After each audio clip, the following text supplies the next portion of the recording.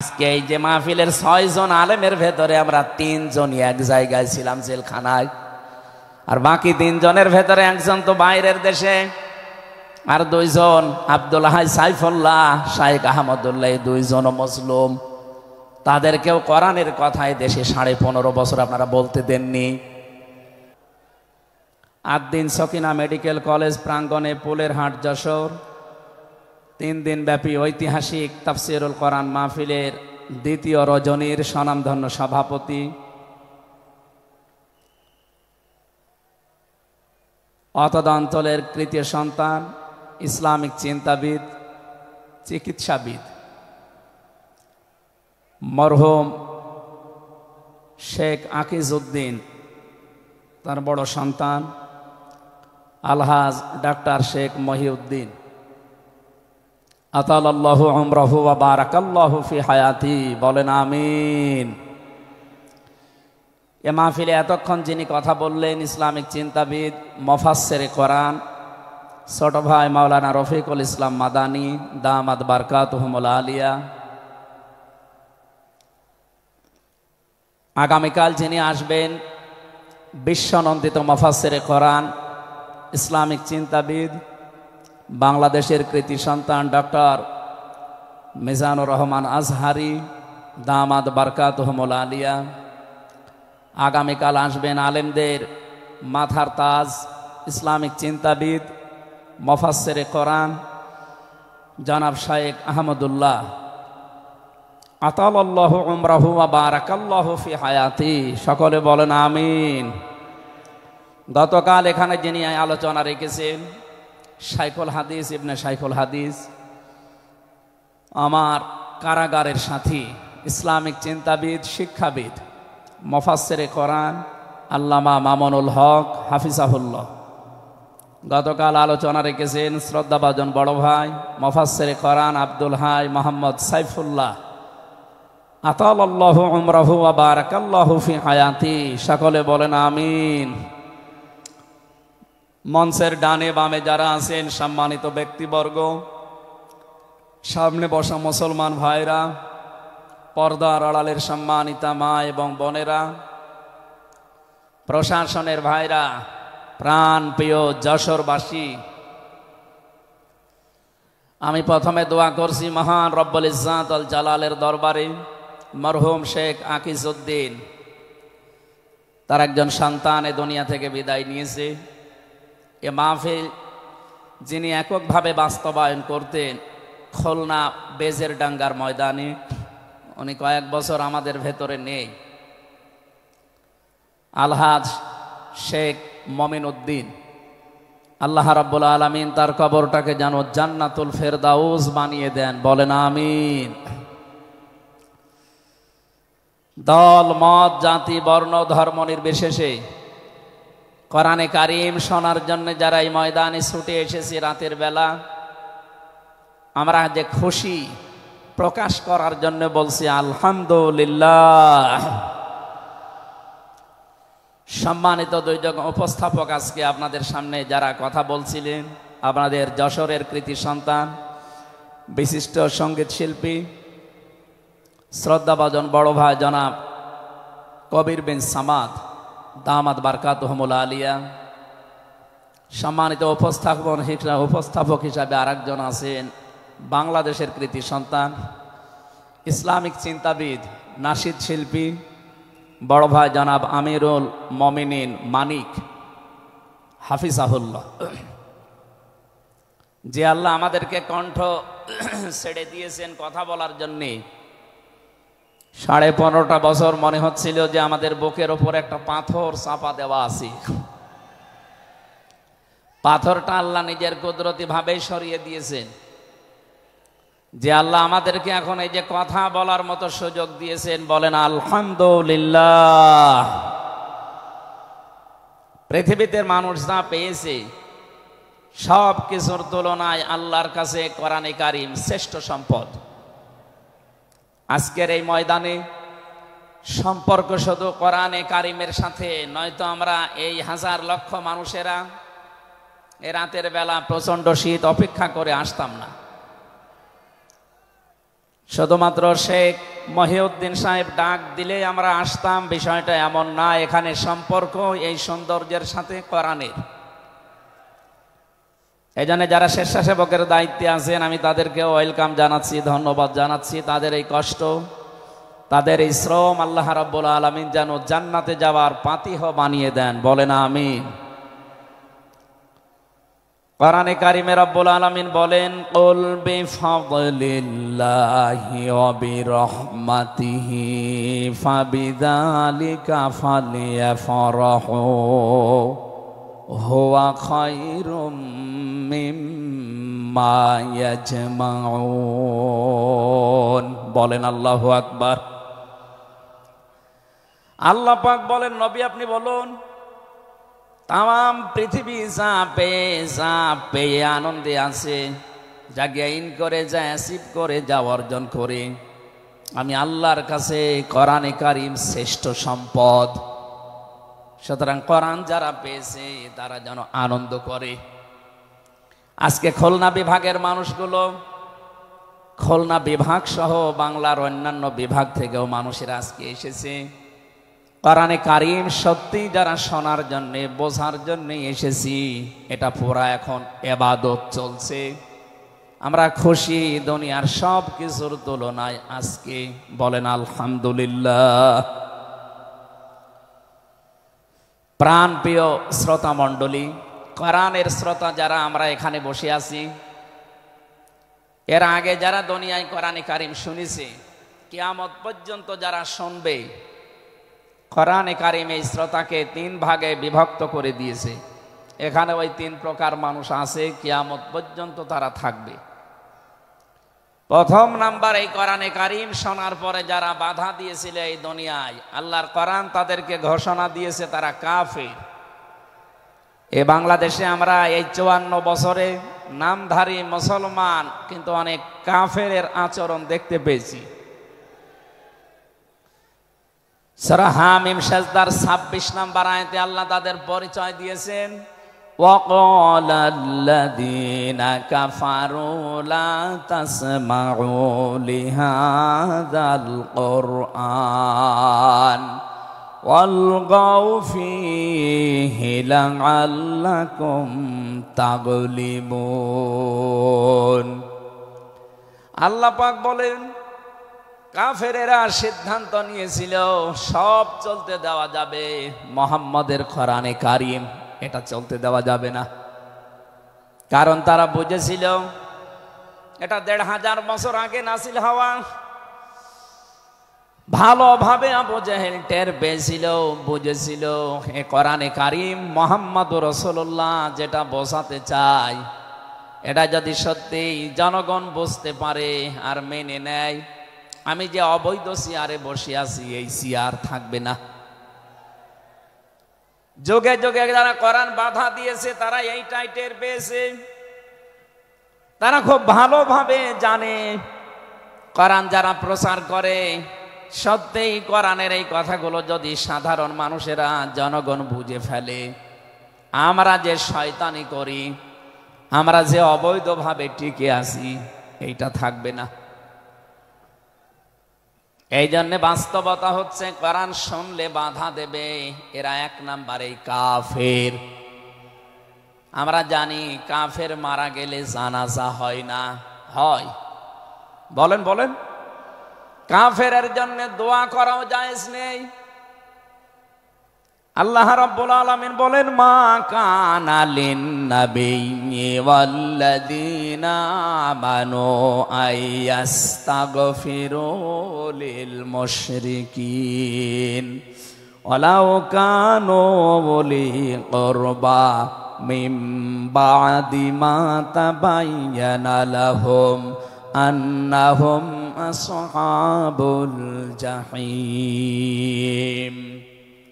সূরা তাওবা 113 নম্বর আয়াতে আল্লাহ জানিয়েছেন, হযরত ইব্রাহিম আলাইহিস সালাম সম্পর্কে যদিও আয়াতটা নাযিল হওয়া তাম দুনিয়ার মানুষকে উদ্দেশ্য করা আয়াত দিয়ে, হে নবী, কোন নবীর জন্যে, কোন ইমানদারের জন্যে এটা জায়েজ না, শোভনীয় না, উচিত না যে কোনো মুশরিক মারা গেলে তার জন্য আল্লাহর কাছে সে ক্ষমা চাবে, ইস্তিগফার করবে।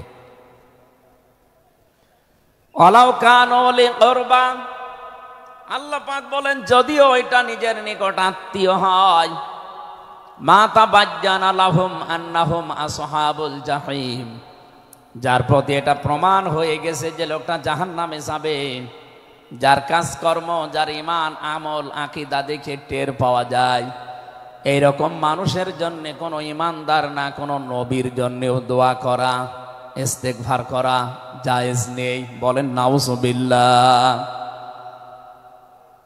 একজন নবীকে যদি আল্লাহ এই কথা বলতে পারেন, আমি আয়াতের ব্যাখ্যায় পড়েছি মুহাম্মদুর রাসূলুল্লাহ সাল্লাল্লাহু আলাইহি ওয়াসাল্লামের নিজের আপন চাচা আবু তালিব, এই লোকটা যখন মারা যাচ্ছিল, বিশ্ব নবী নিজে তার কাছে গিয়ে বললেন, ইয়া আম্মি আবি তালিব, কুল লা ইলাহা ইল্লাল্লাহ হাজ্জুল লাকা ইনদাল্লাহি ইয়াউমাল কিয়ামাহ, বুখারী শরীফের হাদিস।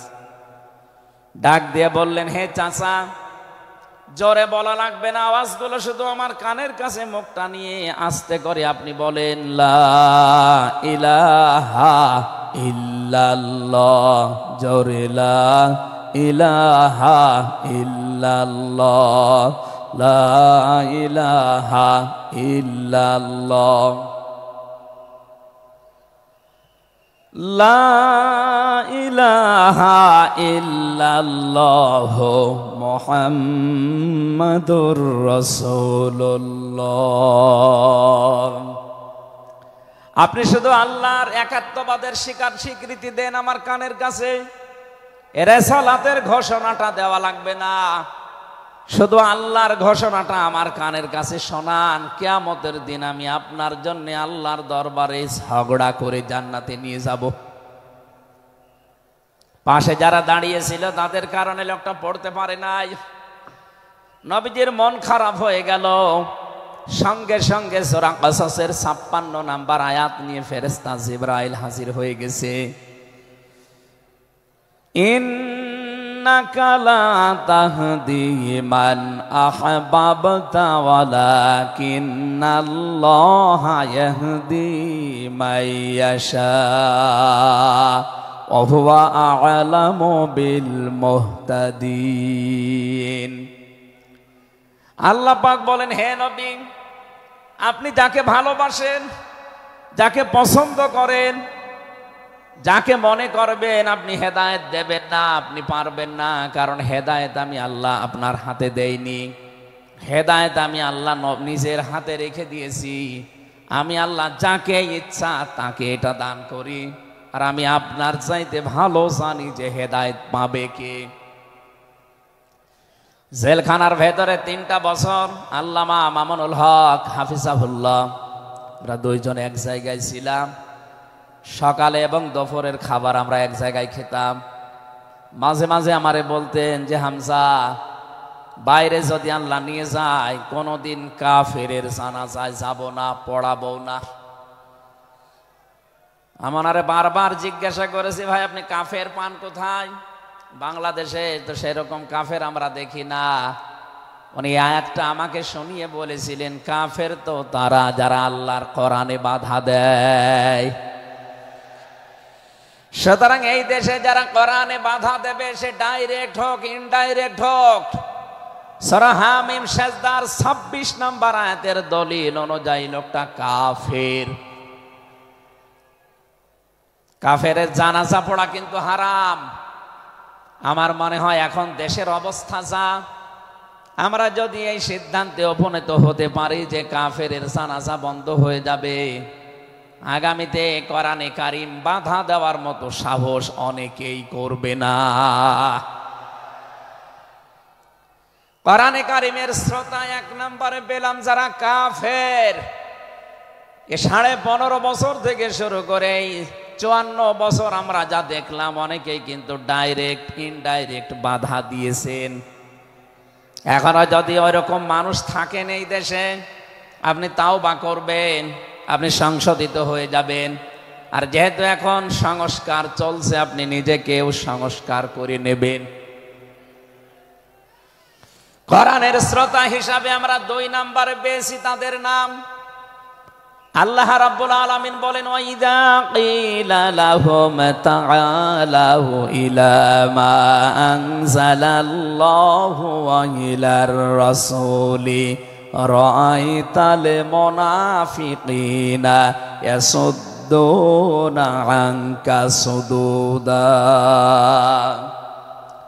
সূরা নিসার 61 নম্বর আয়াতে আছে, হে নবী, মানুষদেরকে আপনি যখন বলবেন আসো আল্লাহর বিধানের দিকে আসো, রাসূলের জীবনের দিকে আসো, আপনি দেখতে পাবেন অনেক মানুষ শুনতেও আসবে কোরআন, আপনার কথাও শুনতে আসবে, কিন্তু যখন দেখবে যে এগুলো কোরআনের সাথে আমাদের জীবনের মিল নেই, রাসূলের এই আদর্শের দিকে ডাকে, এগুলোর সাথে বাস্তবতা আমাদের মেলে না, রাআইতাল মুনাফিকিনা ইয়াসুদ্দুনা আনকা সুদুদা, আপনি দেখতে পাবেন ও মানুষগুলো আস্তে করে আপনার কাছ থেকে পেছন ফিরে কেটে পড়ছে। বলেন নাউজুবিল্লাহ। সুতরাং কোরআন শুনতে এসে যেগুলো যাদের জীবনে মিলবে না, এই মানুষগুলো যদি মন খারাপ করে, রাগ করে, যে কোনো কায়দায় চলে যেতে চান, আপনি মনে করবেন মুনাফিকের জার আপনার ভেতরে আছে। আল্লাহ আমাদের হেফাজত করুন, বলেন আমিন। 3 নাম্বার শ্রোতার বর্ণনা পেয়েছি সূরা আনফালের 2 নম্বর আয়াতে। আল্লাহ পাক বলেন, ইন্নামাল মুমিনুনা আল্লাযীনা ইযা যুকিরাল্লাহু ওয়াজিলাত কুলুবুহুম ওয়া ইযা তুলিয়াত আলাইহিম আয়াতুহু যাদাতুহুম ঈমানা ওয়া আলা রাব্বিহিম ইয়াতাওয়াক্কালুন। চিৎকার করে বলেন আল্লাহু আকবার। আল্লাহ পাক বলেন, আমার দৃষ্টিতে তো কোরআনের শ্রোতা আসল এবং মুমিন তারা, যাদের সামনে আমার নাম উচ্চারণ হলে তাদের অন্তরাত্মা কেঁপে ওঠে, আমার আয়াতগুলো তাদের সামনে তেলাওয়াত হলে এ মানুষগুলোর ঈমান ভেতরে যা আছে এটা আরো বেড়ে যায়। এখানে যাদাতুহুম ঈমান আর ব্যাখ্যায় আমি দেখেছি, শরীরের পশমগুলো দেখবেন আপনি হঠাৎ খাড়া হয়ে যাবে, বাম স্তনের 2 আঙ্গুল নিচে একটা গোস্তের টুকরা আছে, ওটা কাঁপবে, কাঁপাকাঁপি করবে, একটা অনির্বচন শোক আপনি আলাদা অনুভব করবেন। এই 3টা যদি এখন আমাদের ভেতরে তৈরি হয়, আলা রাব্বিহিম ইয়াতাওয়াক্কালুন, বাড়ি যাওয়ার আগে এই সিদ্ধান্ত নিয়ে যাওয়া যাবে যে আল্লাহ ছাড়া আর কারো উপরে আমরা ভরসা করি না। বলেন সুবহানাল্লাহ। এই 3টা আয়াত দিয়ে আমি বোঝাতে চেয়েছি কাফের কারা, মুনাফিক কারা, আল্লাহর দৃষ্টিতে মুমিন কারা। 3 নাম্বারে এই তরিকায় যদি আমরা এই 3টি গুণ অর্জন করতে পারি, আজকে আল্লাহর কথাগুলো শুনলে আপনার ভেতরে কাঁপ ধরবে। 2 নাম্বারে আল্লাহর আয়াত তেলাওয়াত হবে, যখন বুঝতে পারবেন যে কি বলে, ওয়াইদা সামিউ মা উনজিলা ইলার রাসূলি তারা আয়ুনাহুম তাফিদু মিনাদ দামি মিম্মা আরাফু মিনাল হক ইয়াকুলুনা রব্বানা আমান্না ফাকতুবনা মা'আশ শাহিদিন।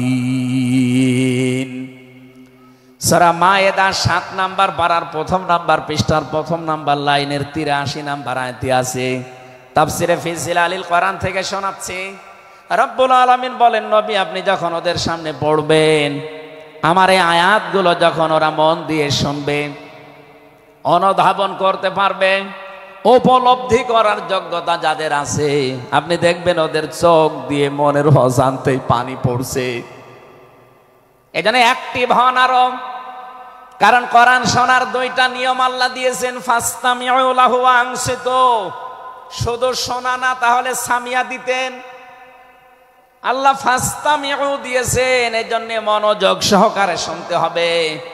আজকের তেলাওয়াতকৃত আয়াত থেকে আমরা তাফসীর আকারে কথা বলবো ইনশাআল্লাহ। 2 নাম্বারে চুপ থাকা লাগবে। আমি এখনো অনেককে দেখতে পাচ্ছি এদিকে ওদিকে তাকাচ্ছেন, গল্প করছেন, আশা করছি কোরআনে বর্ণিত আল্লাহর এই দুইটা নির্দেশ আপনি মেনে নেবেন।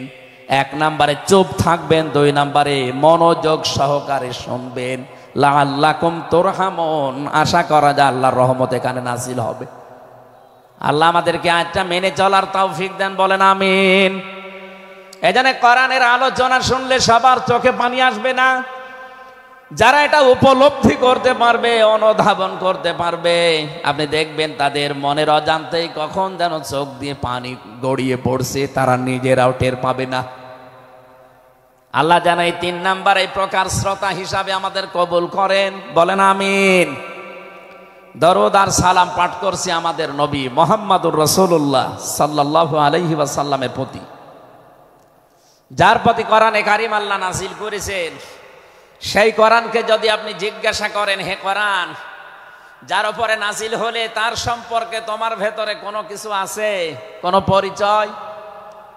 আল্লাহ রাব্বুল আলামিনের কোরআন আমাদেরকে শোনাচ্ছেন, ওয়াইদ ক্বালা রাব্বু ওয়াইদ ক্বালা ঈসা ইবনু মারইয়ামা ইন্নী রাসূলুল্লাহি ইলাইকুম মুসাদ্দিকাল লিমা বাইনা ইয়াদাইয়া মিনাত তাওরাত।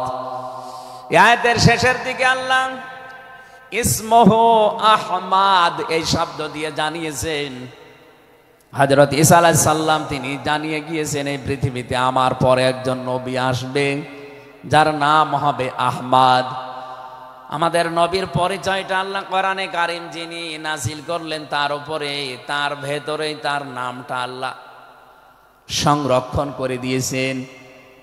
প্রশ্ন আসতে পারে, এক একজনের তো বহু নাম আমরা দেখি, হে কোরআন তোমার ভেতরে কি মুহাম্মদুর রাসূলুল্লাহ সাল্লাল্লাহু আলাইহি ওয়াসাল্লাম এই নাম তোমার ভেতরে আল্লাহ কি তার সম্পর্কে দিয়েছেন নাকি? আমরা যে তেলাওয়াত করেছি সূরা ফাতিহা, এই সূরা থেকে যেহেতু আজকে আলোচনা করব, এই সূরার প্রথম আয়াতে আমার আল্লাহ আমার নবীর নামকে উল্লেখ করে জানিয়েছেন। এটা 29 নম্বর আয়াত, মুহাম্মাদুর রাসূলুল্লাহ। সূরা ফাতিহার 29 নম্বর আয়াতটা আমরা পড়েছি 4 ভাগের 1 ভাগ। এই আয়াত থেকে আমরা আজকের আলোচনার বিষয় সাজিয়েছি। আমার আজকের বিষয়বস্তু, আমরা মুহাম্মাদুর রাসূলুল্লাহর উম্মত হতে চাই। সত্যি যদি আল্লাহর দৃষ্টিতে বিশ্বনবী মুহাম্মদুর রাসূলুল্লাহর উম্মত আমরা হতে চাই, মাস্ট বি তেলাওয়াতকৃত আয়াতের এই বর্ণিত গুণগুলো আমাদের এখন থেকেই অর্জন আরম্ভ করা লাগবে। আমি সহ যারা এসেছি অবশ্যই আল্লাহ এই গুণগুলো এখন থেকে যেন পালন করার তৌফিক আমাদেরকে দান করেন, আমিন। সূরার নাম সূরা ফাতিহা, ফাতাহ মানে বিজয়। এ সূরার প্রথম আয়াতের ভেতরে এই শব্দটা আছে, এখান থেকে নামকরণ করা হয়েছে। আল্লাহ রাব্বুল আলামিন বলেন, ইন্না ফাতাহনা লাকা ফাতহাম মুবিনা। অবশ্যই হে নবী আমি আপনাকে একটা সুস্পষ্ট বিজয়ের সুসংবাদ দিচ্ছি। এই বিজয়ের ঘটনা তো ঐতিহাসিকভাবে ইবনে কাসিরের ভেতর থেকে আমি শিক্ষার জন্য এবার বলছি। এদিকে খুব অ্যাক্টিভ হয়ে থাকবেন। এই সূরা ফাতিহার 18 নম্বর আয়াত। আমার যতটুকু পড়াশোনা আছে, আমার যতটুকু লেখাপড়ার স্টাডি আছে, এই আয়াতটা এখন বাংলাদেশে সবচাইতে বেশি প্রয়োজন। সূরা ফাতিহা 18 নম্বর আয়াত। যে যেখানে আছেন, দাঁড়িয়ে আছেন, বসে আছেন, শুয়ে আছেন, কান এবার খাড়া করে দেন। হুদায়বিয়ার সন্ধির যে ঘটনা আমরা শুনেছি এতদিন পর্যন্ত, শুধু শুনেছি অনেকে, কিন্তু এখান থেকে শিক্ষাটা আজ অনেকে নেয়নি। বাংলাদেশের এখন যে অবস্থা, এই শিক্ষা নেওয়ার সময় এখনই। নবীজি 1400 মানুষ নিয়ে এসেছিলেন সাহাবায়ে কেরাম নিয়ে হজ করার জন্যে। হুদায়বিয়া নামক যে জায়গাটা এখন কূপ আছে, এখানে এই জায়গায় নবীজি আশ্রয় নিলে আস্তানা গাড়লেন, তাঁবু গাড়লেন। কাফেরদের পক্ষ থেকে এখানে প্রতিবন্ধকতা সৃষ্টি করা হয়েছে যে না, আপনাদেরকে আমরা আর যেতে দেব না। বিশ্বনবী তাদেরকে প্রস্তাব দিলেন যে আমরা কিচ্ছু নিয়ে আসিনি, সাথে করে শুধু হজ করেই চলে যাব। কাফেরদের পক্ষ থেকে আওয়াজ এলো না, আপনাকে আমরা যেতে দেব না, তবে আমাদের একটা প্রস্তাব আছে, আপনি যদি আগামী বছরে আসেন হজ করে যেতে পারবেন, কিন্তু এবছরে আপনাদেরকে আমরা আল্লাহর ঘর কাবায় যেতে দেব না। কি নিষ্ঠুর আচরণ! তাকান, আল্লাহ পাকের নবী আল্লাহর ঘর তাওয়াফ করবে, বাধা দিচ্ছে যারা আল্লাহকে বিশ্বাস করে না তারা। এ বাংলাদেশে 50টা বছর কোরআনে কারীম প্রচার করেছে যারা, কোরআনের পাখি শহীদ আল্লামা দেলাওয়ার হোসাইন সাইদি রহমতুল্লাহ আলাইহি, তার নামে মামলা দেওয়া হয়, কেস দেওয়া হয়, তিনি নাকি ধর্মীয় অনুভূতিতে আঘাত দিয়েছে। আমার তো মনে হয় 1500 বছর আগে নবীজিকে যারা বাধা দিয়েছিল আল্লাহর ঘর কাবায় হজ করতে দেবে না, 1500 বছর পরে যেন তাদের প্রেতাত্মারাই ফিরে এসেছে। আল্লাহর নবী বললেন ঠিক আছে, ওসমানকে পাঠালাম। হযরত ওসমান ইবনে আফফান রাদিয়াল্লাহু তাআলা আনহু তিনি গেলেন। হযরত ওসমানকে তারা আটক করার পরে ঘোষণা দিয়ে দিল কতিলা ওসমান ইবনে আফফান, ওসমানকে হত্যা করা হয়েছে। এ সংবাদ যখন নবীজির কাছে এসেছে, যশোরবাসী খুব খেয়াল করেন, এখানে হযরতে ওসমানকে তারা হত্যা করার ঘোষণা দিয়ে মিথ্যা একটা সংবাদ পাঠিয়ে দিয়েছে নবীজির কাছে। নবীজি সাহাবায়ে কেরামকে বললেন, যারা ইহরামের কাপড় পরে এসেছিলে সব এখন খুলে ফেলো। সাহাবায়ে কেরাম বলেন, হে রাসূল, ইহরামের কাপড় খুললে হজ? বলে হজ আগামী বছর। বাংলার মুসলমানেরা, আমি কেন বলছি এই আয়াতটা 2-1 মিনিট পরে আপনি টের পাবেন। দ্বিতীয় নম্বর, নবীজি বললেন আজকে রমজান মাস, এটা রমজান মাসের এখন আর আধা ঘন্টা 1 ঘন্টা সময় আছে মাত্র ইফতারি করার, এখনই ভেঙে ফেলো, ইফতারি করে ফেলো। দরকার আগামীতে রোজা আবার রমজানের সিয়াম আবার করে দেওয়া যাবে। যে 2টা সিদ্ধান্ত নিলেন, 2টাই ফরজ, একটা রোজা একটা হজ। নবীজি কিন্তু জানতেন ইহরামের কাপড় খুলে ফেললে হজ ভেঙে যাবে, আর একটু পরেই তো ইফতারি করলে রোজাটা হয়ে যায়। বিশ্ব নবী বলেন না এক্ষুনি রোজা ভেঙে ফেলো। আবার বলছে কান খাড়া করেন, আমি কিন্তু 2 মিনিটের ভেতরে জায়গায় যাব। এত বড় 2টা বড় বড় ফরজ বিধান নবীজি লঙ্ঘন করছেন, কারণটা কি? কারণ একটাই, ওরা একজন নিরপরাধ মানুষকে আটক করে হত্যার ঘোষণা দিয়েছে। আপনি বাংলাদেশকে 15.5 বছরের সাথে ওই ঘটনাটা মিলান। একটা নিরপরাধ মানুষ, মাত্র একজন, তাকে আটক করে হত্যার ঘোষণা দেওয়ার কারণে যদি নবী মুহাম্মদ রাসূলুল্লাহ হজ ছেড়ে দিতে পারেন, রোজা ছেড়ে দিতে পারেন, তিনি ওই বাবলা গাছের নিচে হাত দিলেন। সাহাবায়ে কেরামকে বললেন, আমার হাতের উপরে সবাই হাত লাগাও, আমি আজকে তোমাদেরকে বায়াত গ্রহণ করাবো, শপথ নেব তোমাদের কাছে। 1399 জন নবীর সাথে আছে, আর হযরত ওসমানকে যেহেতু তারা আটক করেছে, এই 1399 জন সবাই নবীজির হাতের উপরে একটার পরে হাত দিতে আছে। বিশ্বনবী ডাক দিয়ে বলেন, সাহাবীরা, জিবরাইল এই মাত্র সূরা ফাতিহা এই সূরার 18 নম্বর আয়াতটা আমাকে তেলাওয়াত করে শুনিয়ে গেল। জিবরাইল এসেছিল, তোমরা কেউ দেখতে পাওনি।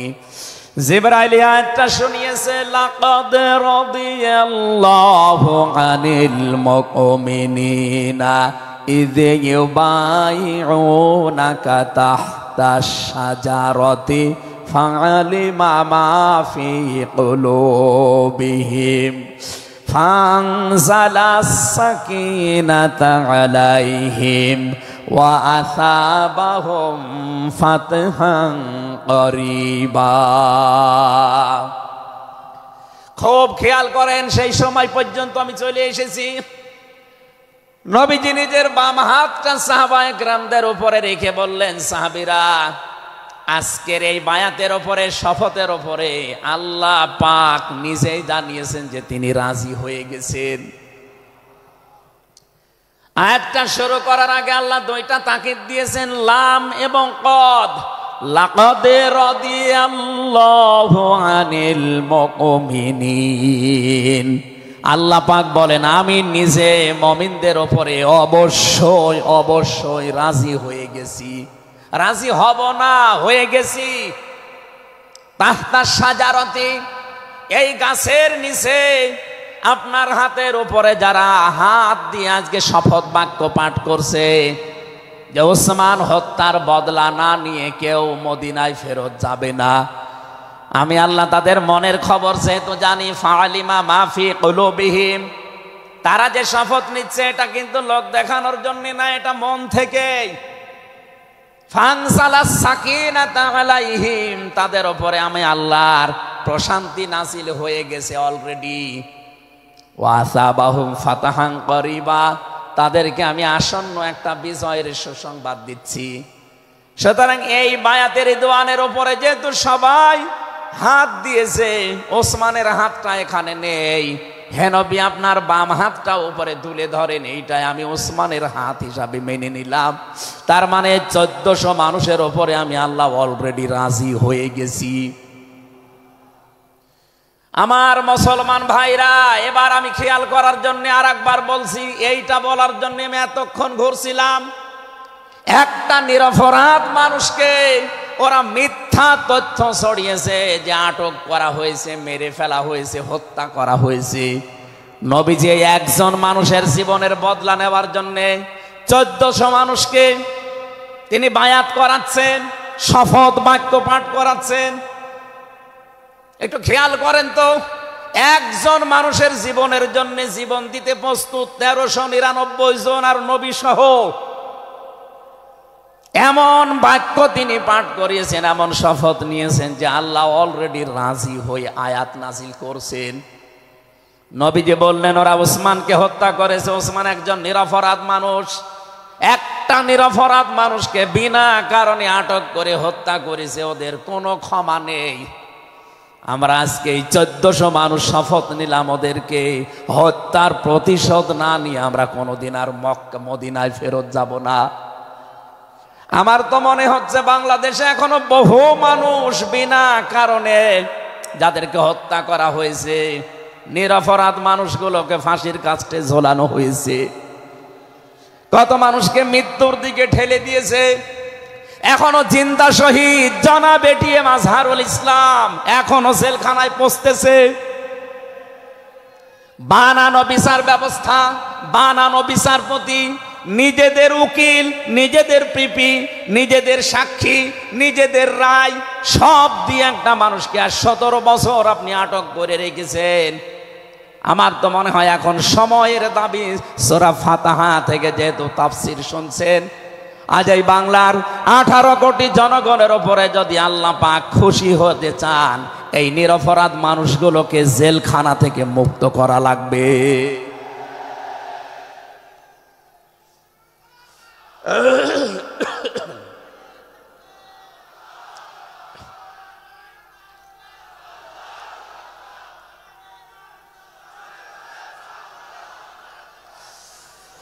যশোরবাসী আল্লাহ রাব্বুল আলামিন এখানে কয়েকটা বিষয় আমাদেরকে উপহার দিতে চেয়েছেন সুসংবাদের মাধ্যমে। 1 নম্বরে আল্লাহ বলেন আমি রাজি হয়ে যাব। 2 নম্বরে ওদের মনের মূল কথাগুলো যেহেতু আমি জানি, সুতরাং যারা নারায়ে তাকবীর আল্লাহু আকবার স্লোগান দিয়ে এই মাজলুম মানুষটার পক্ষে অবস্থান নিলেন, আমার তো মনে হচ্ছে ফানজালাস সাকিনাতা আলাইহিম, আল্লাহ পাক তার রহমত এখন এদেশের উপরে নাজিল করবে। 2 নম্বরে ওয়াসাবাহুম ফাতাহান করিবা, একেবারে সুপ্রসন্ন নিকটবর্তী একটা নিকটবর্তী বিজয় আমাদেরকে আল্লাহ এই মাজলুম মানুষটার পক্ষে দাঁড়ানোর কারণে দেবে। আমি আজকেও একজন জেল খাটা মানুষের সাথে কথা বলছিলাম, তিনিও প্রায় 3.5-4 বছর জেলে ছিলেন। তিনি জ্বালাচ্ছিলেন যে হামজা ভাই, আসলে আমরা যারা জেলে ছিলাম তারা ছাড়া এটা বোঝানো সম্ভব না। বহু মানুষ বিনা অপরাধে, বিশেষ করে 15.5 বছরে তো হবে, বিনা কারণে বিনা অপরাধে কিচ্ছু জানে না, বছরের পর বছর জেলে পচতেছে। ওরা যদি একজন নিরপরাধ মানুষকে মিথ্যা কথা ছড়িয়ে দেওয়ার কারণে নবী যেরকম সিদ্ধান্ত নিতে পারে, আজ বাংলার 18 কোটি মানুষ দল বেদল সব ভুলে গিয়ে নিরপরাধ যত মানুষ জেলে ভর্তি আছে, গুম হয়েছিল, খুন হয়েছিল যারা, এদের পক্ষে দাঁড়াতে যদি সত্যি আপনি মন থেকে এগিয়ে আসতে পারেন, আল্লাহর কসম আমাদের সামনে আল্লাহ বিজয় দেখাবেন। বিজয় আমরা দেখতে পাচ্ছি সূরা কসস 20 নম্বর পারার 4 নম্বর পৃষ্ঠার 15 নম্বর লাইনের 5 নম্বর আয়াত।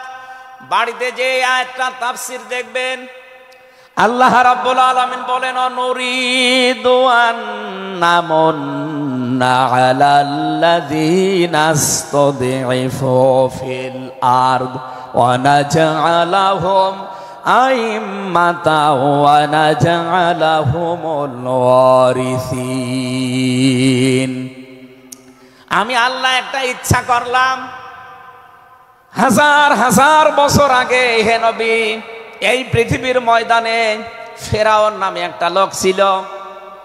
রাষ্ট্রীয় ক্ষমতায় থাকার কারণে ওই দেশে বিভিন্ন দলে বিদলে বিভক্ত করে মানুষকে রেখেছিল, আর একটা দলকে সে টার্গেট নিয়ে কোণঠাসা করে, ছোট করে, হীন করে রেখেছিল।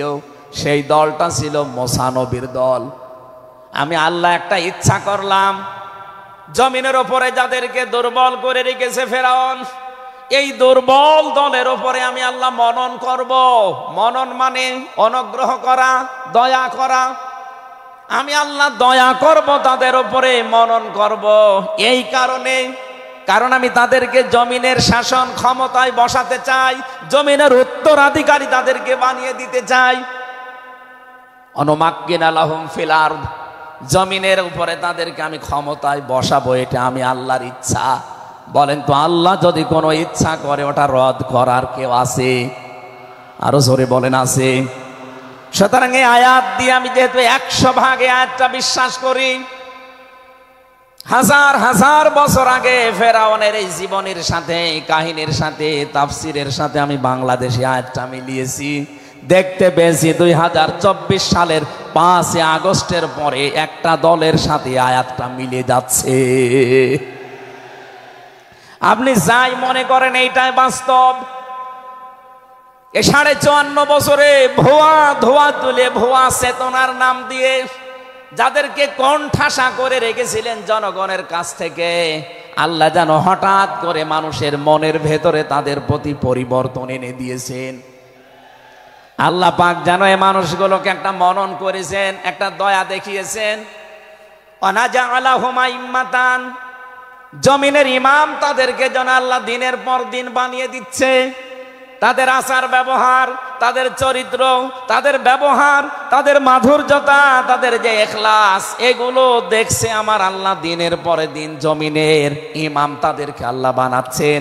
ওয়ানাজআলাহুমুল ওয়ারিসিন, আয়াতের শেষের কথা, আল্লাহ তাদেরকে জমিনের ওয়ারিস বানিয়ে দেবেন। যেহেতু আল্লাহর সিদ্ধান্ত রদ করা যায় না, ফাআলুল লিমা ইউরিদ, তিনি যা ইচ্ছা তাই করেন।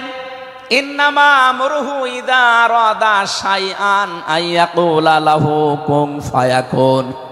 আল্লাহ পাক বলেন, আমি যদি কোনো ইচ্ছা করি শুধু বলি কোন, সঙ্গে সঙ্গে ফায়াকুন হয়ে যায়। কোরআনের ওপর আমার 100% বিশ্বাস নিয়ে কথা বলছি আমি। এই আয়াতগুলো মাস্ট বি আমার আল্লাহ বাংলাদেশে দেখাবে। বলেন আমিন, আরো জোরে বলেন আমিন।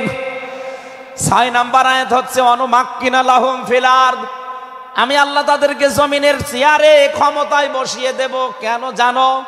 অনুরিয়া ফিরআউনা ও হামানা ও জুনুদাহুমা মিনহুম মা কানু ইয়াহদারুন। আমি আল্লাহ দেখাতে চাই ফেরাউনকে, হামানকে আর তার সৈন্যবাহিনীকে, তারা তাদেরকে সবচাইতে বেশি ভয় করত জমিনে যাদেরকে, সেই মুসা নবীর দলকে আমি আল্লাহ জমিনের শাসন ক্ষমতায় বসিয়ে তাদেরকে দেখাবো।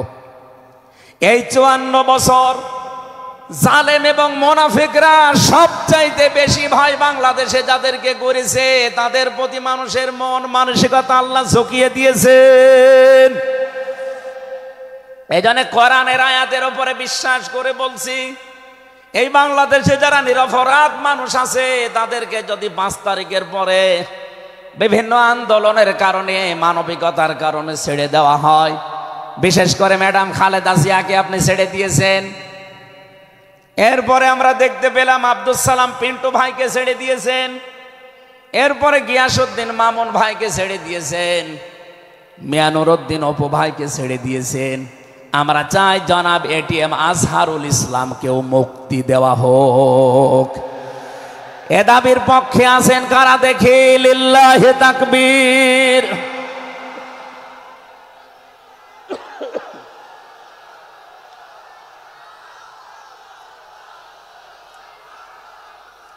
আলহামদুলিল্লাহ। ভাই আমি আয়াতটা পড়লাম এই জন্যে, 1500 বছর আগে একটা নিরপরাধ মানুষের পক্ষে দাঁড়ানোর কারণে যদি আল্লাহ এতগুলো সুসংবাদ দিতে পারে, সাকিনা নাজিল করা, সুপ্রসন্ন একেবারে নিকটবর্তী বিজয় দেওয়া, আমরা যদি আজ নিরপরাধ মানুষগুলো যারা আজ জুলুমের শিকার হয়ে 15.5 বছর 17 বছর মানবেতর জীবন যাপন করছে, আমি তো 3 বছর তার ভুক্তভোগী। 3টা বছর আমাদেরকে ফাঁসির কন্ডেম সেলের ভেতরে 24 ঘন্টা লক আপ দিয়ে রাখতেন। কি করেছিলাম আমরা?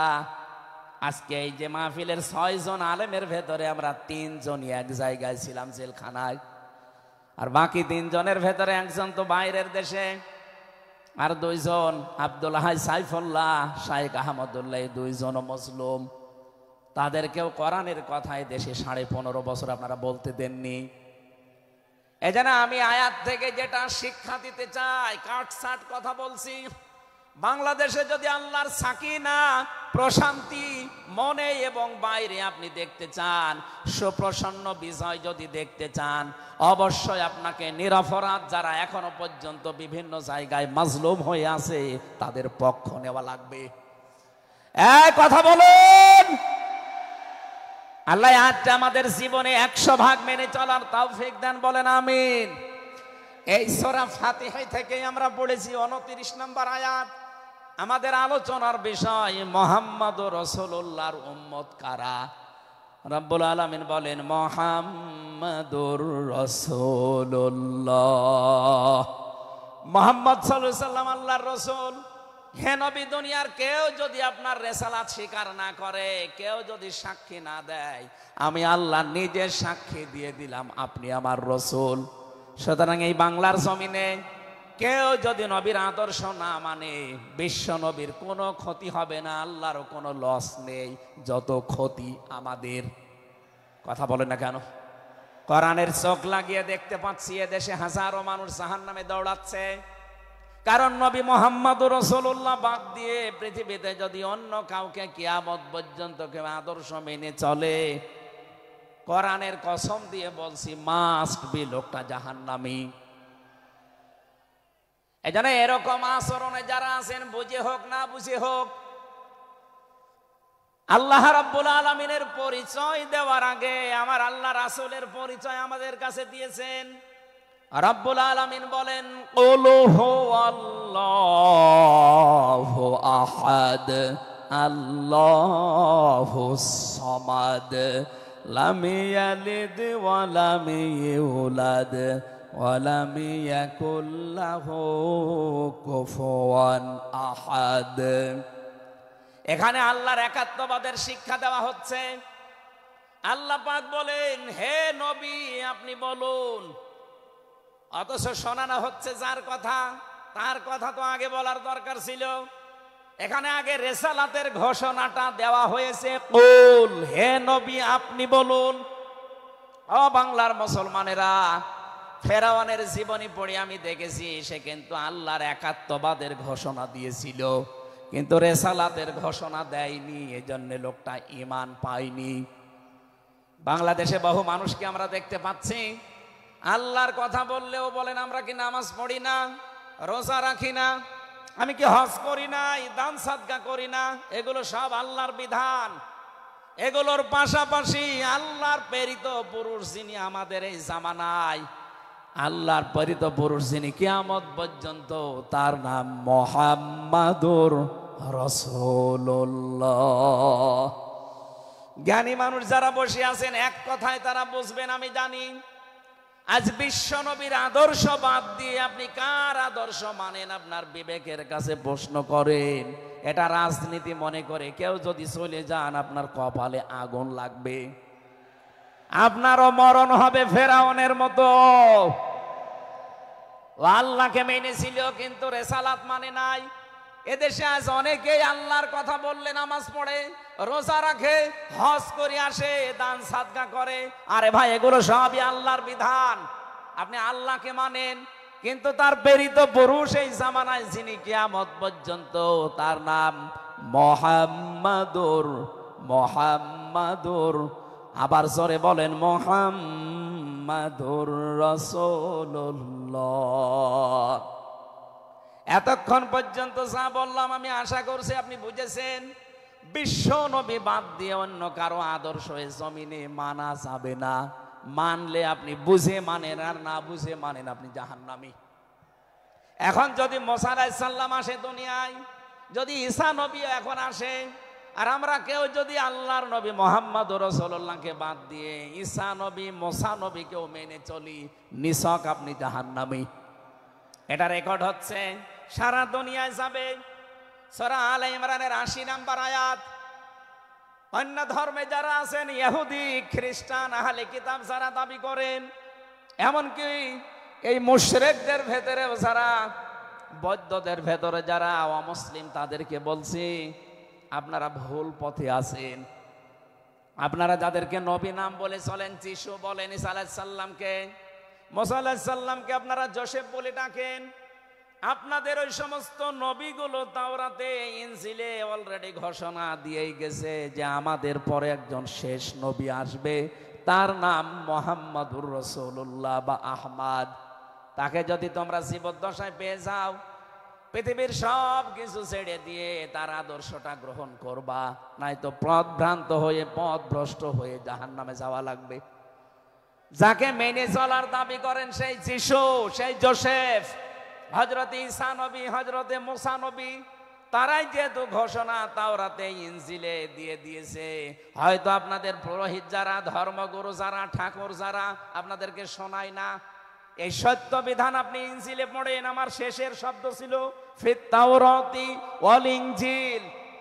এই দুইটা কিতাব আপনারা বই আপনারা পড়ে দেখবেন, এখানে আমাদের নবী, শেষ নবীর বর্ণনা আছে ৯০৩ জায়গায়। বলেন আল্লাহু আকবার। আল্লাহ পাক প্রথম শব্দে জানাতে চেয়েছেন, হে নবী, কেউ যদি আপনাকে স্বীকার না করে, কেউ না মানে, আমি আল্লাহ নিজে ঘোষণা দিলাম, ওয়াল্লাযীনা মাআহু আশিদ্দাউ আলাল কুফফার। আপনার সঙ্গে সাথী যারা হবে, আপনার সাথে যারা থাকবে, আপনার উম্মত বলে যারা কিয়ামত পর্যন্ত দাবি করবে, তাদের ভেতরে এই গুণগুলো মাস্ট বি পাওয়া যাবে। যশোরবাসী, এবার আপনাদের জন্য আপনি মিলান তো এই আয়াতটা নিজের জীবনে আছে কিনা। ওয়াল্লাযীনা, আর যারা, মাআহু, আপনার সঙ্গে থাকবে, আশিদ্দাউ আলাল কুফফার, তারা কাফেরদের প্রতি বজ্রকণ্ঠ হবে। কালকে মাওলানা মামুনুল হক, আমি ছিলাম কালকে চট্টগ্রামের ফেনীতে, একটু লাইভ দেখেছি।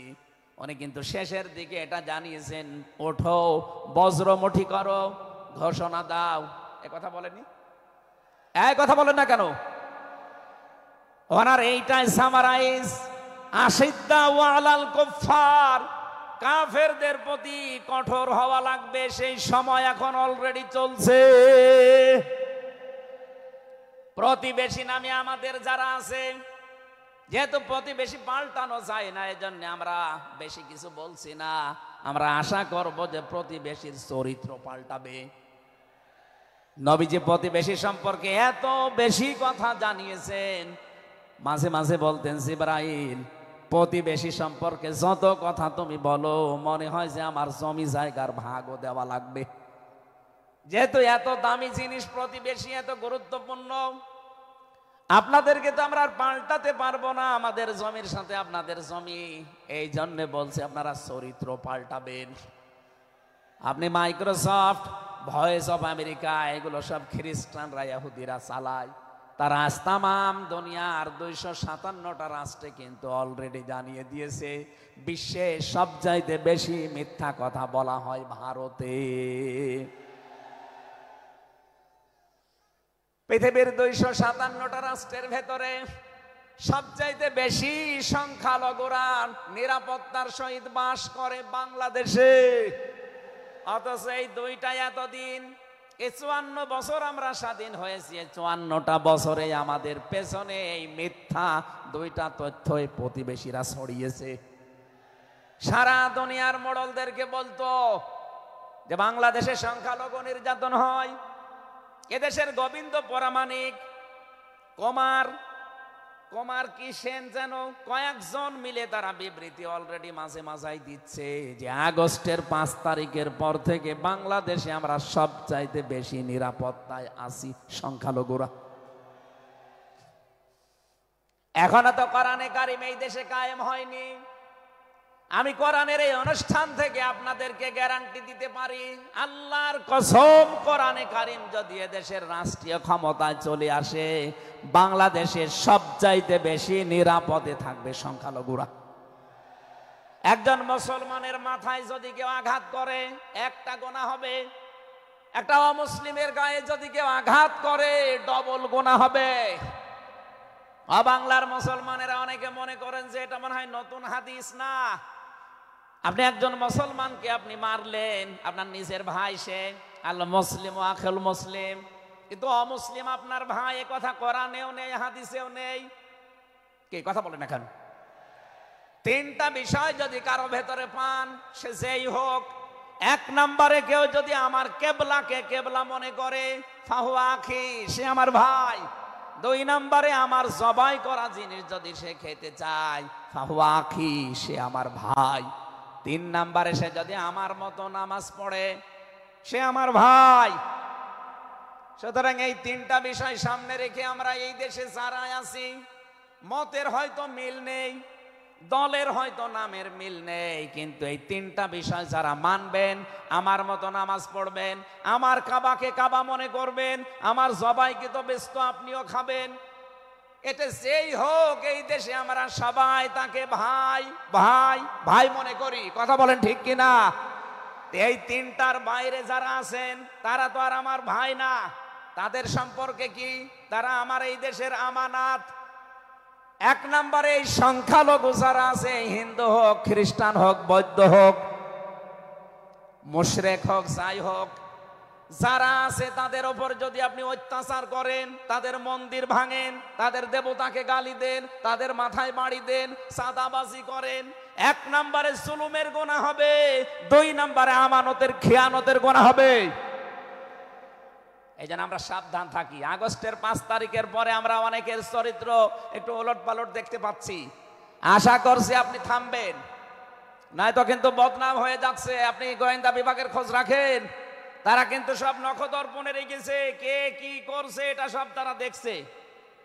এই জন্য আমরা এমন কোনো আচরণ না করি আপনার নিজের ভুলের কারণে নিজের পায়ে আবার কোড়াল লেগে যায়।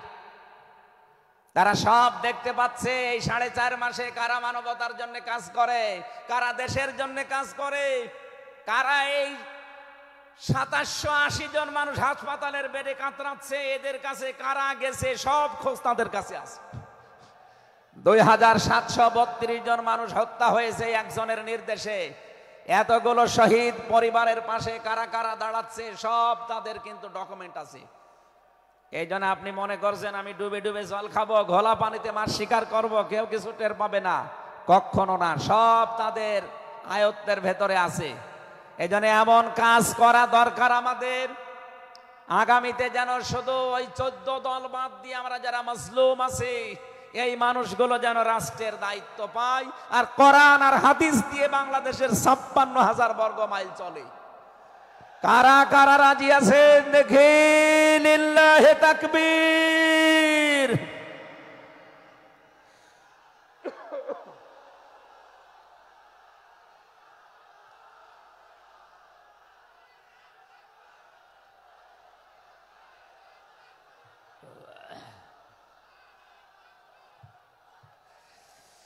আমার ভাইরা, এবার আমি মূল কথায় যাচ্ছি। মুহাম্মদ রাসূলুল্লাহর উম্মত হতে হলে আমাদেরকে বজ্রমুষ্টি হওয়া লাগবে, ঐক্যবদ্ধ হওয়া লাগবে। যারা নবীর উম্মত, কাফের যারা, তাদের বিরুদ্ধে। আমি কাফেরের পরিচয় সে প্রথমে দিয়েছি। যে মানুষগুলো কোরআনে কারিমে বাধা দেয়, কোরআনের শিক্ষায়, কোরআনের প্রচারে, কোরআনের প্রসারে, কোরআন কায়েমে যারাই বাংলাদেশে বাধা দেবে, তার নাম আব্দুল আলিম হতে পারে, কে কাফের। এদের বিরুদ্ধে কঠোর হওয়া লাগবে আপনাকে। আমি আবার বোঝার জন্য বলছি, নাম হয়তো আপনার আল্লাহর নাম আপনি নিয়েছেন আব্দুল আলিম, আব্দুল খালেক, কিন্তু আপনার কাজ যদি কোরআন প্রচারে বাধা দেওয়া হয়, ডাইরেক্ট ইনডাইরেক্ট, অবশ্যই আপনি বুঝতে পেরেছেন আমি কি বলছি। আপনি কিন্তু আর সাধারণ মানুষ নেই, আপনি মুনাফিকও নেই, আপনি মুসলমানও নেই, আপনি কাফের হয়ে গেছেন। আল্লাহ আমাদের হেফাজত করুন, বলেন আমিন। কাফেরদের যত অনুষ্ঠান আছে সেখানেও কড়াকড়ি করা লাগবে আপনাকে। কে বলেছে ধর্ম যার যার উৎসব সবার? এটা কুফরি কথা। ধর্ম যার যার, উৎসব তার তার। এই কথা বলুন।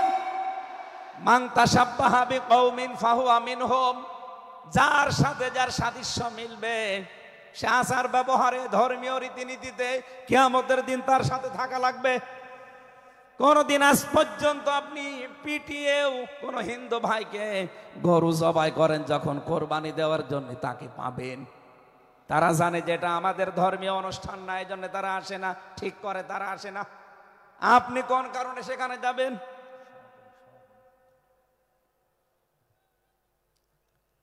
রোহামা ও বাইনাহুম। দ্বিতীয় নম্বরে আমরা পেয়েছি নিজেদের ভেতরে মহব্বত, ভালোবাসা, সম্প্রীতি, মায়া, মমতা, এটা নিজেদের ভেতরে বাড়ানো লাগবে। আপনি নবীর উম্মত হতে চান, অথচ এটা নিজেদের ভেতরে আরো দূরত্ব তৈরি করেন না। এটা নিজেদের ভেতরে আরো স্যাক্রিফাইস করে হোক, ডাকাডাকি করে হোক, নিজেদের ভেতরে এটা তৈরি করা লাগবে আরো বেশি। তার অহম রুক্কাং সজ্জাদা। হে নবী, আপনার উম্মত যারা, আপনার সাথে যারা আছে, তাদেরকে দেখতে পাবেন আল্লাহর সন্তুষ্টি এবং অনুগ্রহ তালাশ করার জন্যে। তারা রুকু এবং সেজদাকারী অবস্থায় তাদের দেখতে পাবেন।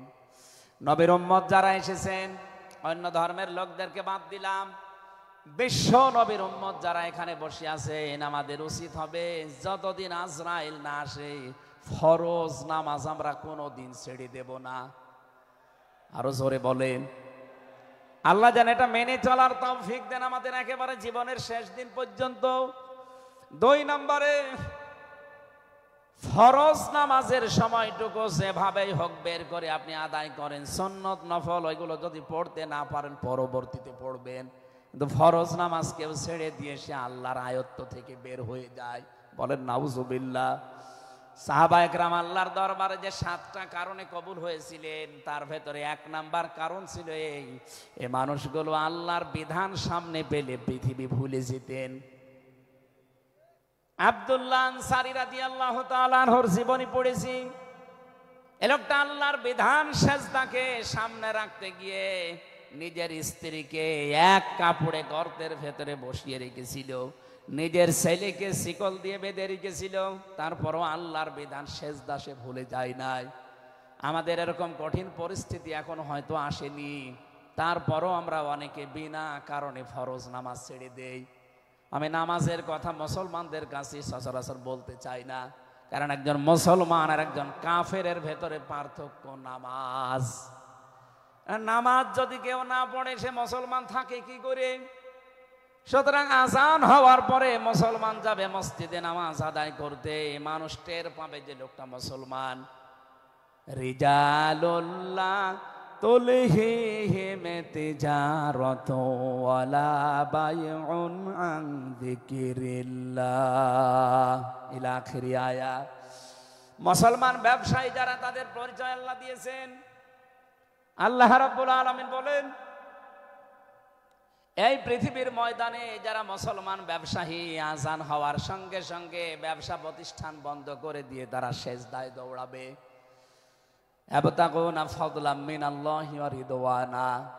এখানে আল্লাহ দুইটা শব্দ ব্যবহার করেছেন। আল্লাহর ফজল যদি কেউ চায় তাহলে অবশ্যই তাকে মসজিদে যাওয়া লাগবে। আল্লাহুম্মা ইন্নী আসআলুকা মিন ফাদলিকা, ফজলের জন্য জমিনে আল্লাহ পাঠিয়েছেন আমাদেরকে, আর রহমতের জন্য তার ঘর মসজিদে পাঠিয়েছেন। এজন্য আল্লাহর রহমতের জন্য 5 বার আল্লাহর ঘরে আমাদেরকে যাওয়ার নির্দেশ দিয়েছেন আল্লাহ। আর যদি ফজল অনুগ্রহ পেতে চাই, রিজিক, এগুলোর জন্য জমিন, এই জমিন আল্লাহ আমাদেরকে হালাল রুজি উপার্জন করার যে ব্যবস্থা, এরকম ময়দান যেন তৈরি করে দেন। বলেন আমিন। সীমাহুম ফি ফুজুহিহিম মিন আসারিস সুজুদ। আল্লাহ বলেন এদের এই চিহ্নগুলো, সেজদার চিহ্নগুলো এদের চেহারার বিভিন্ন জায়গায় ফুটে উঠবে। কিয়ামতের ময়দানে এই চিহ্ন দেখে দেখে নবী সুপারিশ করে করে জান্নাতে নিয়ে যাবে। হয় কপালে, নাই নাকে, নাই হাতে। যে সমস্ত জায়গায় সেজদা দেওয়ার জন্য আপনি জমিনে লাগিয়েছিলেন, এই জায়গাগুলো কিয়ামতে চমক দিতে থাকবে। আল্লাহ আমাদের প্রত্যেককেই এই 5টি গুণ অর্জন করার মাধ্যমে বিশ্ব নবীর খাঁটি উম্মত হওয়ার তৌফিক দিন। আমিন, আল্লাহুম্মা আমিন। লা ইলাহা ইল্লা আনতা সুবহানাক ইন্নী কুনতু মিনাজ জালিমিন। রব্বানা যালামনা আনফুসানা ওয়া ইল্লাম তাগফির লানা ওয়া তারহামনা লানাকুনান্না মিনাল খাসিরিন। যেখানে যারা দাঁড়িয়ে আছেন মোনাজাতটা বসে করেন। যদি সুযোগ থাকে, মোনাজাত হচ্ছে আল্লাহর কাছে, বসে করেন মোনাজাতটা। যেখানে যারা দাঁড়িয়ে আছেন বসেন, বসেন, প্রত্যেকেই বসেন। মাথা নিচু করেন, চক্ষু বন্ধ করেন। নিজের জীবনের অপরাধগুলো স্মরণ করেন মনে মনে। আমরা আশা করব আজকে যতগুলো অপরাধ স্মরণ হবে, কোরআনের ইজ্জতে আল্লাহ অপরাধগুলো সব মাফ করে দিয়ে ওই জায়গাটা নেকি দিয়ে পাল্টিয়ে দেবে ইনশাআল্লাহ। রব্বানা যালামনা আনফুসানা ওয়া ইল্লাম তাগফির লানা ওয়া তারহামনা লানাকুনান্না মিনাল খাসিরিন। রব্বুল আলামিন যশোর পুলের হাট দিন সকিনা মেডিকেল কলেজ প্রাঙ্গণে 3 দিন ব্যাপী ঐতিহাসিক তাফসিরুল কোরআন মাহফিলের দ্বিতীয় রজনীতে রাত 11টা বেজে গেছে। সেই জোহরের পর থেকে গভীর রজনী পর্যন্ত যারা কোরআনে কারিম শোনার জন্য চাতক পাখির মতো বসে আছে, আল্লাহ মনের ভেতরে যার যে কামনা বাসনা আছে মেহেরবানি করে পুরা করে দাও। এ বিশাল আয়োজনের দিকে তুমি একটু তাকাও। আল্লাহ মনে হচ্ছে তারা জান্নাত সাজিয়েছে। তোমার হাবিব জানিয়েছে কোরআনের পেছনে যারা টাকা পয়সা খরচ করবে, কিয়ামতে ওই অর্থের হিসাব তোমার কাছে দেওয়া লাগবে না। আজকের এই বিশাল ময়দান সাজাতে গিয়ে যারা টাকা পয়সা খরচ করেছে, আদ্দিন ফাউন্ডেশন, আকিস গ্রুপের যে ভাইগুলো, এদের এই টাকাগুলো কোরআনের ইজ্জতে, কোরআনের প্রচারের জন্য কবুল করে নাও। সওয়াব যদি তুমি দিয়েই থাকো খুশি হয়ে, আল্লাহ তাআলা যা বলতে চেয়েছি আমার ঈমান থেকে আমি হক কথাগুলো বলার চেষ্টা চালিয়েছি। সওয়াব যদি অক্ষরে অক্ষরে 10টা করে নেকি হয়ে যায়, সওয়াবগুলো তুমি আমাদের নবীর রওজায় পৌঁছিয়ে দাও। দুনিয়ার মাটির নিচে যারা ঈমান নিয়ে ঘুমিয়ে আছে এদেরকে ক্ষমা করে দাও। বিশেষ করে আমাদের মা বাবা যাদের নেই, যারা মাথা নিচু করে চক্ষু বন্ধ করে চোখের পানি ফেলে দিয়েছে মা আর বাবার জন্যে, এই মুহূর্তে মা বাবাকে কবরে জান্নাতুল ফেরদাউস দিয়ে দাও। মরহুম শেখ আকিজউদ্দিন, তার স্ত্রীরা যারা কবরে ঘুমিয়ে আছে, তার সন্তান মরহুম শেখ মমিনুদ্দিন ভাই সহ প্রত্যেকের কবরগুলো তুমি জান্নাতুল ফেরদাউস বানিয়ে দাও। এলাকায় মাটির নিচে যত মানুষ কবরে আছে আল্লাহ, হাজার হাজার মন মাটি বুকের ওপরে নিয়ে তাদের বুককে তুমি হালকা করে দাও, কবরগুলো জান্নাতের সাথে সংযোগ বানিয়ে দাও। এ মাহফিল বাস্তবায়নে যারা শ্রম দিয়েছে, যে সেইভাবে এগিয়ে এসেছে, আল্লাহ স্বেচ্ছাসেবক ভাইদেরকে, বিশেষ করে প্রশাসনের যে ভাইগুলো এসেছে, নিজেদের বাবা মা ভাই বোন আত্মীয় স্বজন স্ত্রী পুত্র ছেড়ে যারা বাংলার বিভিন্ন প্রান্তে দায়িত্ব পালন করছে, আজকের এই বিশাল আয়োজন যারা পাহারা দিচ্ছে, এদের এই পুরা দায়িত্বটা আল্লাহ তুমি ইবাদত হিসাবে কবুল করে নাও। সম্মানিতা মা বোনেরা পর্দার আড়ালে বসে আছে, খাদিজার মতো আয়েশার মতো তাদেরকে বানিয়ে দাও। এদের পেটে তুমি নেককার সন্তান দান করো আল্লাহ। আগামীর বাংলাদেশ তুমি মেহেরবানি করে কোরআনের হাতে তুলে দাও। চর্ম চোখে যেন দেখতে পারি এ দেশটা ৫৬,০০০ বর্গ মাইল তোমার কালাম দিয়ে চলছে। আল্লাহ তাআলা, আমি নিজে অসুস্থ, যত মানুষ আমার সাথে অসুস্থতা হাত তুলেছে শেফায়ে কামেলা আজেলা নসিব করো। আমার মা বাবার জন্য দোয়া করছি আল্লাহ, আমার মা বাবাকে মাফ করে দাও। রব্বির হামহুমা কামা রব্বায়ানি সাগীরা। আল্লাহ তাআলা, আমার স্ত্রী সন্তান যেগুলো দিয়েছো সহি সালামতে রাখো। যে যেই আশা নিয়ে ভরসা নিয়ে আমরা হাত তুলেছি, জীবনের সাইজ আশাগুলো আজকেই তুমি পূরণ করে দাও রব্বুল আলামিন। এই ৮ দিন প্রতিষ্ঠানটাকে কিয়ামত পর্যন্ত কায়েম রাখো। যারা এখানে কাজকর্ম করে এদের জীবনে বরকত দাও। আগামীতে এই অনুষ্ঠানটা কোরআনের জন্য আরো বিশাল আকারে কবুল করে নাও।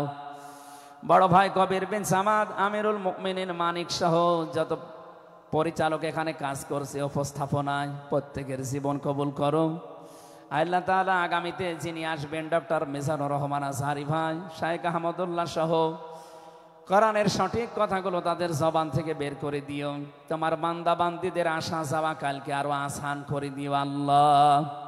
বারাকাল্লাহু লানা ওয়া লাকুম ফিল কোরআনিল আযীম। মরণ আসলেই যেন পড়তে পারি লা ইলাহা ইল্লাল্লাহু মুহাম্মাদুর রাসূলুল্লাহ। আসসালামু আলাইকুম। আমার লিখিত বই পাওয়া যাচ্ছে, আমার কারাগারে লিখিত এবং বাইরে লিখিত। এখানে ওই যে বইয়ের স্টল দেওয়া আছে, আমার মনে হয় বইয়ের স্টল যেখানে দেওয়া আছে আপনারা ওই জায়গায় আমার প্রায় 7টা বই পাওয়া যাচ্ছে। 19 নাম্বার স্টলে পাওয়া যাচ্ছে আমার বইগুলো। নামাজ আদায় পদ্ধতি, ঈমান আনার পদ্ধতি, কোন আমলে কোন জান্নাত, কোন আমলে কোন জাহান্নাম সহ আরো অন্যান্য বইগুলো আপনারা আশা করছি ওখান থেকে নেবেন। 19 নাম্বার স্টলে আছে, 50% ছাড় দিয়েছে, নিয়ে যান। আসসালামু আলাইকুম রাহমাতুল্লাহ। আলহামদুলিল্লাহ।